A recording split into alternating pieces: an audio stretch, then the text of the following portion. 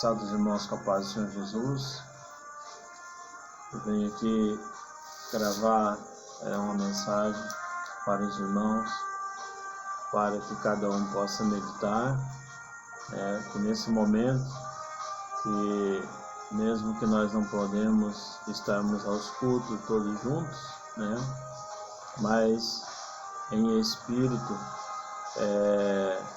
cada um nos seus lares, orando, e clamando a Deus, juntamente com as suas famílias, no seu lar, conforme eu já falei.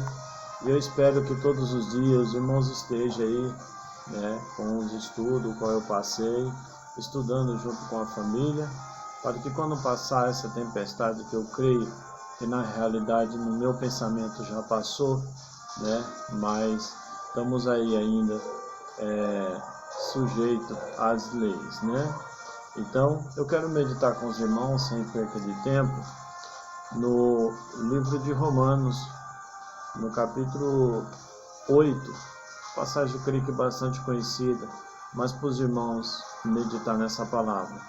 Romanos, capítulo 8, e o versículo é o 18, diz assim a palavra de Deus. Romanos capítulo 8 e o versículo 18. Diz assim: porque para mim tenho por certo que as aflições deste mundo, ou melhor, deste tempo presente, não são para comparar com a glória que em nós há de ser revelada. Louvado seja Deus. Então, amados irmãos, nós vemos o mundo em aflição. E eu já falei algumas vezes para os irmãos, e sempre tenho meditado nisso. Enquanto nós vivemos aqui na terra, nós vivemos, cada um de nós tem uma aflição. Dá a impressão que muitas das vezes a minha aflição é maior que a dos irmãos. Dá a impressão que os irmãos, as suas aflições pode ser maior que a minha. Há momentos que a gente acha que não vamos conseguir. Há momentos que a gente até chega a pensar, será que Deus está ouvindo nossas orações?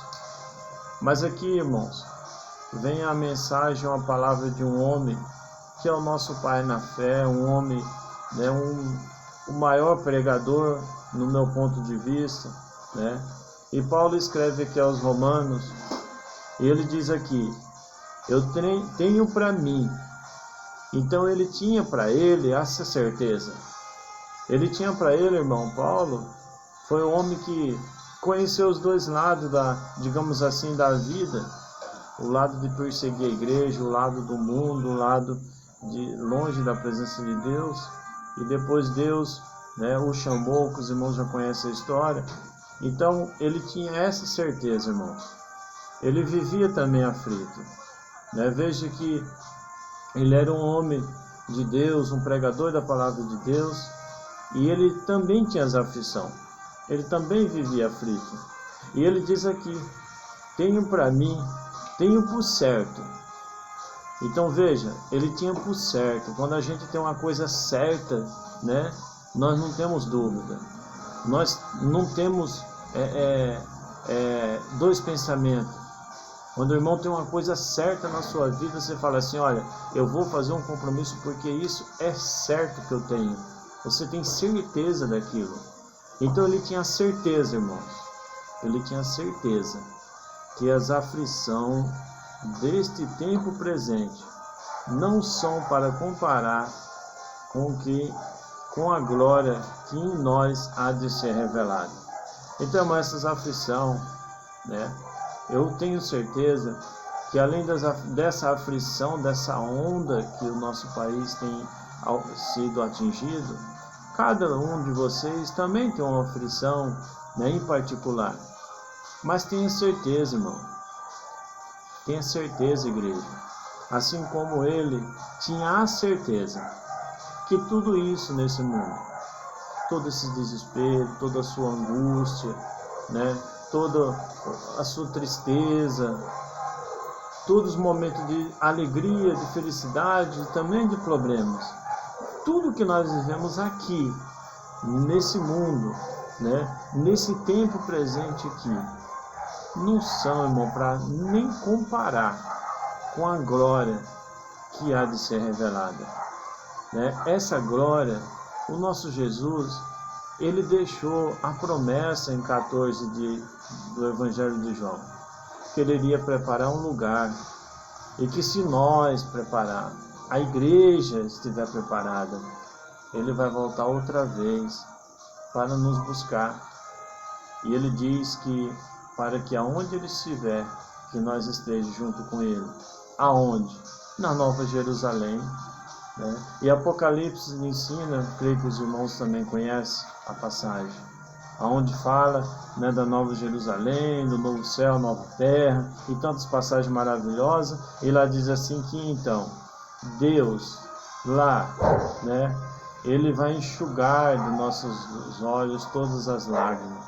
Lá não tem mais dor, irmão, lá não tem mais pranto, lá você não vai ter tristeza, lá você não vai ter angústia, lá você não vai ter mais, né, essa ansiedade dentro de você. Hoje eu estou bem, amanhã como que vai ser, né? Hoje nós estamos nessa angústia, onde que vai passar? Lá não vai ter mais nada disso, irmãos. Irmãos, é momento de nós ter essa certeza. Assim como Paulo, né? Ele tinha essa certeza, ele tinha por certo que essas aflições, esses problemas, não há de se comparar com a glória que vai vir, né? Com a glória que nós esperamos, com o direito de salvação. Irmãos, quando eu fico meditando na palavra de Deus, sabe, meu coração enche de alegria e de prazer, e nós lembrarmos, irmãos, que se nós vencermos a aflição desse mundo, se nós vencermos as dificuldades desse mundo, seja ela qual for, diz a palavra em Lucas, né, que no último dia, enquanto uns vão ter ranger de dente por não entrar, né, mas vai olhar e vai ver todos assentados na mesa, com Abraão, Isaac, Jacó, né, com o nosso Deus, todos nós juntos, irmãos. E o mundo que não deu crédito, o mundo que desistiu, né, por isso que os irmãos não podem desistir da fé, não podem desistir da sua caminhada, porque a vitória, irmãos, né, o vencedor não é aquele que começa e para. O vencedor não é aquele que dá partida na maratona e fica pelo meio do caminho, ou quando está próximo de chegar à linha de chegada, ele desiste. Mas o vencedor é aquele que chega até o final. Quem recebe o prêmio é quem chega até o final. Então, irmãos, cada um tem, eu não sei qual é a dificuldade que os irmãos estão passando em particular. Eu sei que o mundo vive aflito, né? Eu mesmo já me decidi.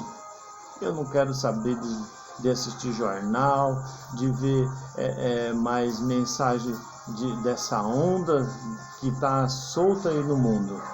Porque acaba nós, né, sendo até atingido psicologicamente, acaba até nós esquecendo muitas das vezes, né, de se aprofundar nas coisas de Deus. Então, irmãos, vamos viver aqui, ó, nesse manual, ó, a nossa reportagem, né, o nosso guia é isso aqui.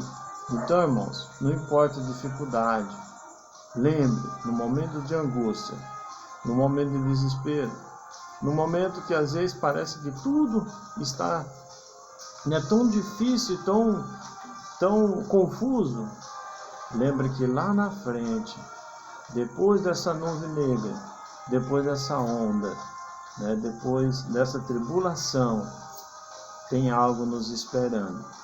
Algo que não é para se comparar com as aflições desse mundo, né? E Paulo continua aqui nesse capítulo dizendo assim, porque sabemos, no versículo 22, diz assim do mesmo capítulo, porque sabemos que toda a criação geme e está juntamente com dores de parto até agora.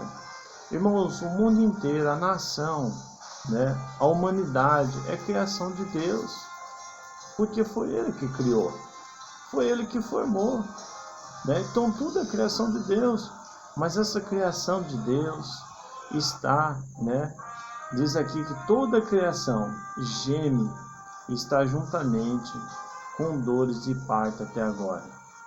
Esse povo estão com dores de parto na alma, né? A pessoa que não tem Deus é criação de Deus, mas eles não têm uma saída. Eles sentem a angústia deles, eles se desesperam, eles, no momento, uma hora eles estão confiando num presidente, outra hora num prefeito, outra hora no governador, outra hora no médico, outra hora no advogado, outra hora é num salário que ele tem, no emprego. Eles ficam gemendo o tempo todo com essa dor de parto. Mas nós já somos libertos, irmão. Nós não somos apenas, criação, mas nós somos filhos. Nós somos amigos de Deus. Nós somos servos do Senhor. Nós somos lavoura do Senhor. Nós somos, irmão, a menina dos olhos de Deus. Então, a menina dos olhos é uma coisa, se cair um cisquinho não incomoda no seu olho. Então, nós temos que limpar e nós temos cuidado com a nossa visão. Assim somos nós, irmão, diante de Deus. O Senhor Jesus, Ele quer que nós vivemos limpo, que nós vivemos puro, Porque aqui Ele continua dizendo, e não só ela, mas nós mesmos, que temos as primícias do Espírito, também gememos em nós mesmos, esperando a adoção, a saber, a redenção do nosso corpo. Então, irmãos, não é só a geração aí fora, o mundo que está gemendo, que está sofrendo, que a gente sofre junto. Mas só que a diferença, que Paulo está falando aqui, é que nós estamos esperando essa redenção do nosso corpo. Nós estamos esperando esse dia glorioso do nosso Deus. Nós estamos esperando a vinda de Cristo, aonde vai passar toda essa dificuldade, toda essa angústia que nós passamos aqui, que nós vamos ter a redenção em Cristo Jesus nosso Senhor. Então as aflições, irmãos, vejam aqui que existe, Existe.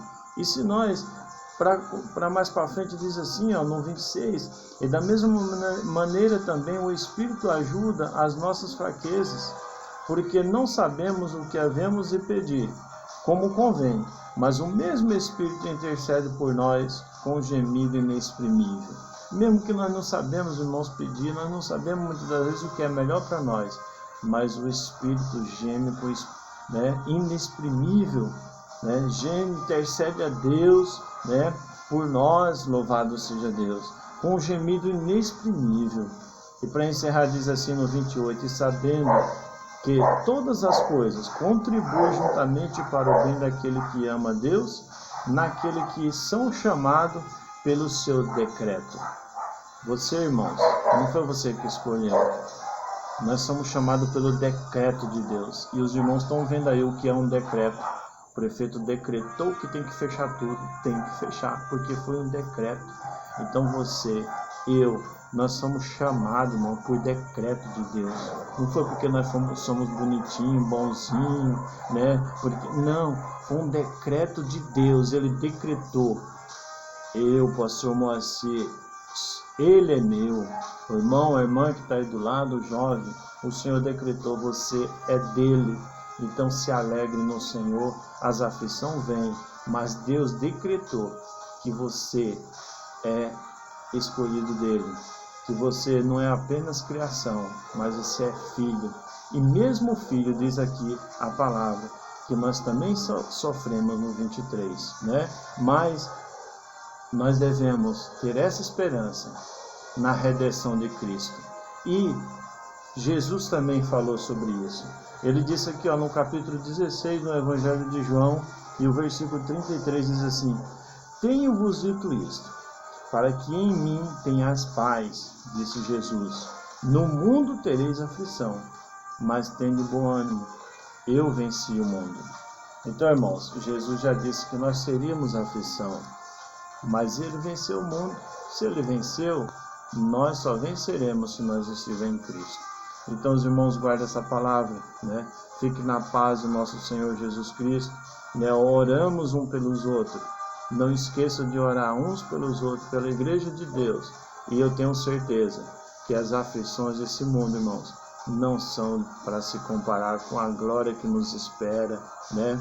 Com o chamado de Cristo na sua vida.